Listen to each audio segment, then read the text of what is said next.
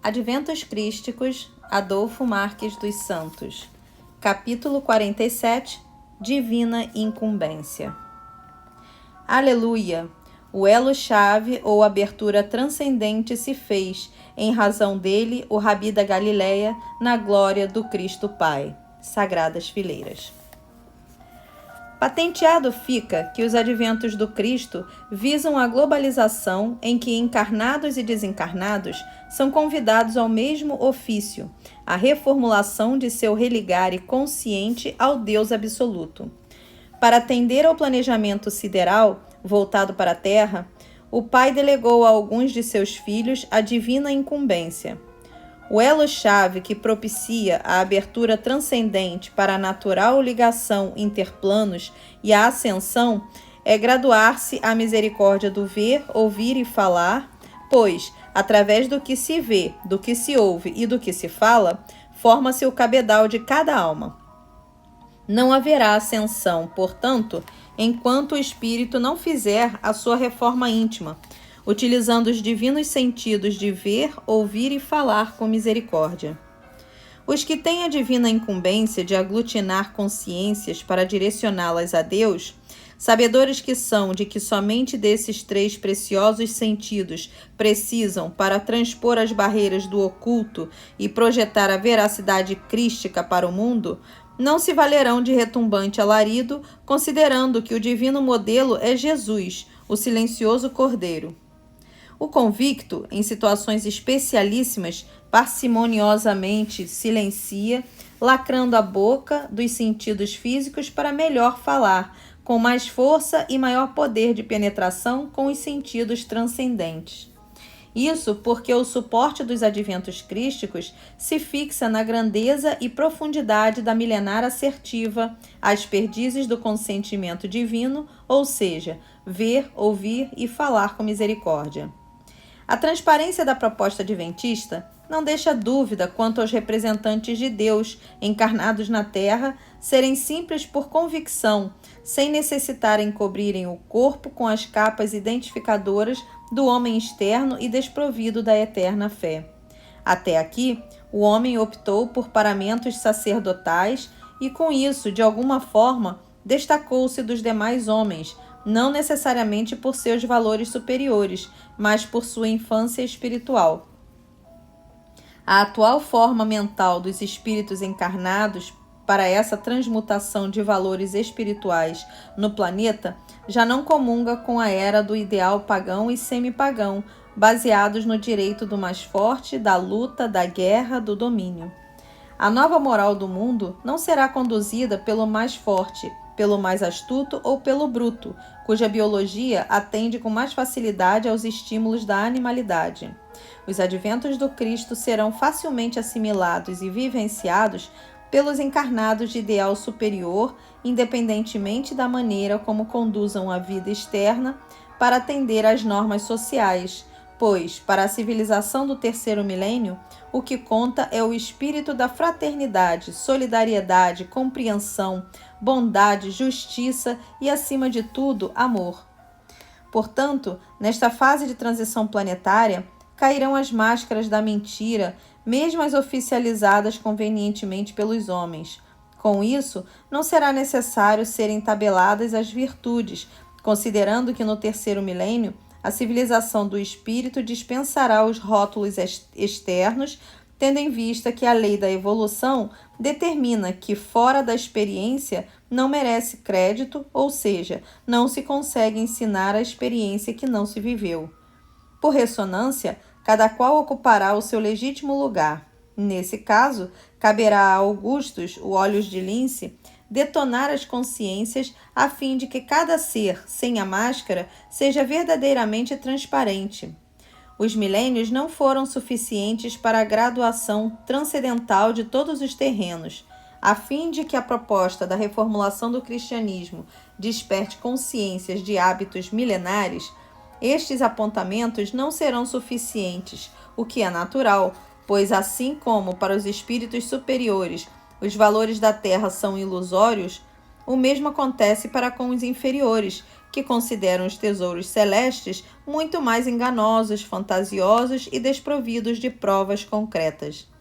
Há necessidade, portanto, da introspecção, da meditação, da reflexão de cada indivíduo quanto à proposta adventista, para ver se, pela logicidade, faz eco em seu âmago, pois não é uma atitude evangélica destruir as aquisições milenares daqueles que vivem comodamente em seu estado estático, desfrutando do resultado de seu trabalho ou consumindo a herança recebida, ou ainda saboreando os frutos do esforço de outros. Repetindo, não é ético retirar das pessoas os tesouros terrestres sem colocar no lugar os tesouros celestes. Quem tem a divina incumbência de nortear a nova civilização, que o faça com parcimônia, inteligência e sabedoria, pois é perigoso apresentar uma proposta celeste a quem está magneticamente amarrado aos tesouros terrestres. Ao adventista portador da divina incumbência, afirmam as sagradas fileiras: a bem do teu caráter missionário, perfeitamente delineado, põe-te no prumo, sem vacilo, e segura firme o leme desta nau adventista, invocando a mais íntima de tuas fibras. Lá estaremos nós, para todo sempre, norteando-te, amparando-te, enfim, exemplificando-te o rumo que conduz invariavelmente à divina luz. Você, compromissado com Jesus, na condição de porta-voz dos céus, preparado que foi através dos milênios, humildemente, faça-se um entre os que compõem as sagradas fileiras, posto que, embora esteja encarnado, representa o melhor da essência de seus confrades do plano luz, na condição de guardião dos ditames crísticos. Induza os seus seguidores a não buscarem fenômenos hiperbólicos, pois o estágio já se faz hierarquicamente superior. Não estamos mais no limiar de uma crença que inaugura, mas no despertar das consciências para as suas verdades finais, para todo sempre o eterno ditado ou os ditames de eterna luz. Se verdadeiramente a humildade já é patrimônio seu, a palavra ora direcionada, por estar você inscrito no sagrado manual dos adventos crísticos, na condição de detentor ou de condutor da proposta de Jesus, por certo não lhe causará a mais leve compulsão, devido ao meritório enaltecimento a que as sagradas fileiras fazem referência.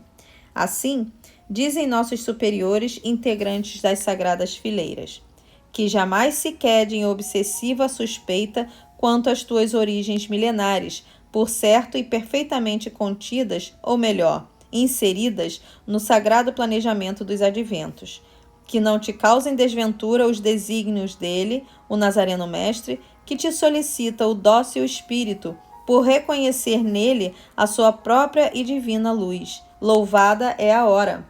E, sobretudo, que não te cause descontentamento ou humilhação a certeza da presença dos nossos confrades que integram a Assembleia de Luz, suas advertências, suas parcimônias e para todo sempre o seu amor. Louvados, benditos os que, despojados do egoísmo vivencial, se fazem portadores da divina incumbência. A divulgação da proposta adventista, nesta nova era de aquisição de novos valores para os comprometidos e de consolidação dos valores já amealhados para os compromissados. Não há dúvida na translúcida proposta adventista de que a tarefa de seus condutores, daqueles que têm a divina incumbência, levar os seus seguidores a livremente substituírem a crença pela fé raciocinada, tendo em vista que o crer no desconhecido foi uma fase infantil do homem não espiritualizado. A tônica do cristianismo renovado é conhecer para libertar-se, de forma que a fé assuma o mais alto sentido de fidelidade à lei do Criador. Por essa razão, a fé é particularidade dos homens que concebem sem restrição o eterno vir a ser. Esses homens superiores que vivenciam a céu aberto os postulados do evangelho cristão sentem que a fé, como essência de todas as virtudes, é a alma da vida, segundo Joana de Ângeles, através de Divaldo Franco. Os demais homens creem em um Deus criado por eles à sua imagem e semelhança. Um Deus vingativo, irado, que se ofende com as facetas humanas, que mata, guerreia, castiga, que cria epidemias, catástrofes, vulcões mortíferos, maremotos, terremotos e etc. Tudo para punir suas criaturas indefesas. Os adventos crísticos, no entanto, falam do Deus absoluto de bondade e justiça. Nessa revisão do cristianismo está implícita, evidentemente, a revisão dos conceitos espirituais para o homem conduzir a vida em todas as vertentes da sociedade, pois ninguém chegará à religiosidade antes de graduar-se à compreensão de humanizar-se. Os que têm a divina incumbência de representar o Mestre da Galileia, seja um livro aberto, com páginas transparentes, de forma que todos possam ler telepaticamente o propósito do porta-voz do arauto da divindade, o Nazareno Mestre. Fim do capítulo 47.